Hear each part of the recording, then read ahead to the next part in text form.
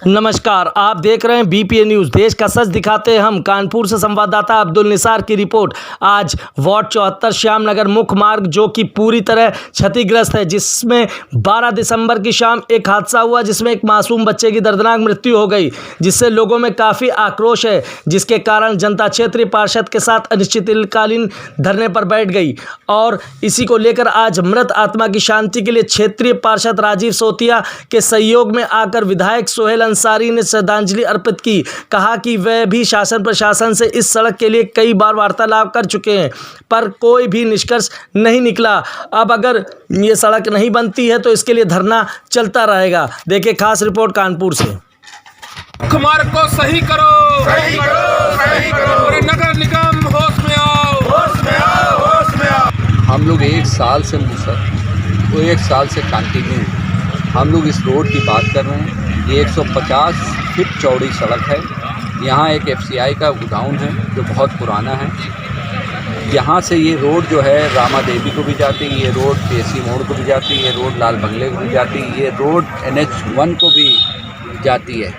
एक साल से कंटिन्यू हम लोग बात करें, नगर आयुक्त से भी कहते हैं, महापौर से भी मैंने बहुत रिक्वेस्ट की, लेकिन कोई सुनवाई नहीं हुई। लेकिन 12 तारीख को एक ऐसा हादसा हुआ जो एक मासूम 2.5 साल का बच्चा जो अपने वालिद साहब की गोद में जा रहा था, पीछे से ट्रक वाले ने टक्कर मारी, उसकी इंतकाल हो गया।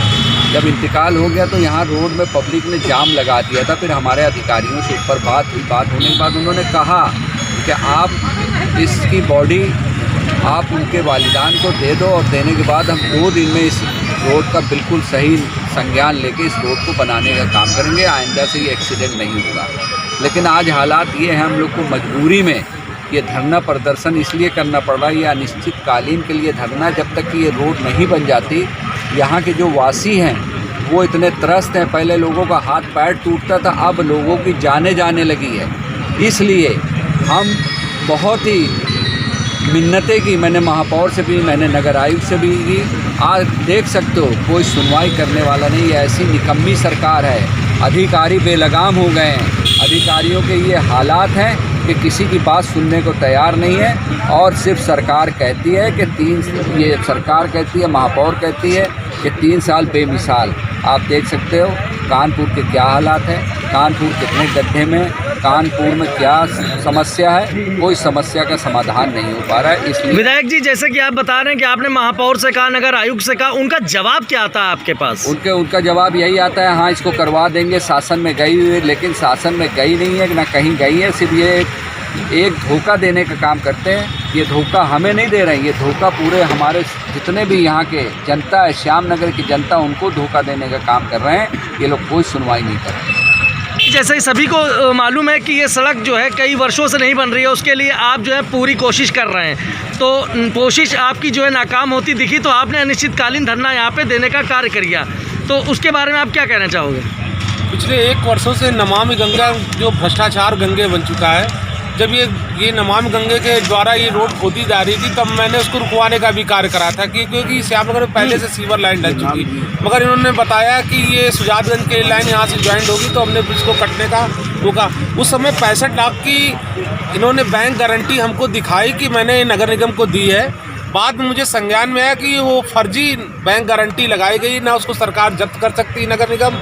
मतलब जो जियो के माध्यम से जो नकली FDR लग रही है, नकली बैंक गारंटी लग रही है, इसके आधार पे मतलब भ्रष्टाचार का पूरा खेल चल रहा है। लगातार 1 वर्षों से कभी महिलाओं के द्वारा गड्ढों को भरवाया जा रहा है, कभी शव यात्रा निकाल के इसको करा जा रहा है। एक बार माननीय विधायक जी हम लोग ने खुद श्रमदान करते हुए इस गड्ढों को भराने का काम करा, मगर ये अनसुना कर जा रहे हैं कि हम लोग विपक्ष के पार्षद होने के कारण या विपक्ष का विधायक होने के कारण इन लोग इस रोड पे ध्यान नहीं दे रही। ये मुख्य मार्ग ये एयरपोर्ट तक जाता है और लगभग 60 से 70 हज़ार आदमी इस मार्ग से निकलता है। मगर आए दिन कभी फौज के कर्मी की भी 2 महीना पहले सरस्वती स्कूल के पास एक्सीडेंट में मौत हो गई।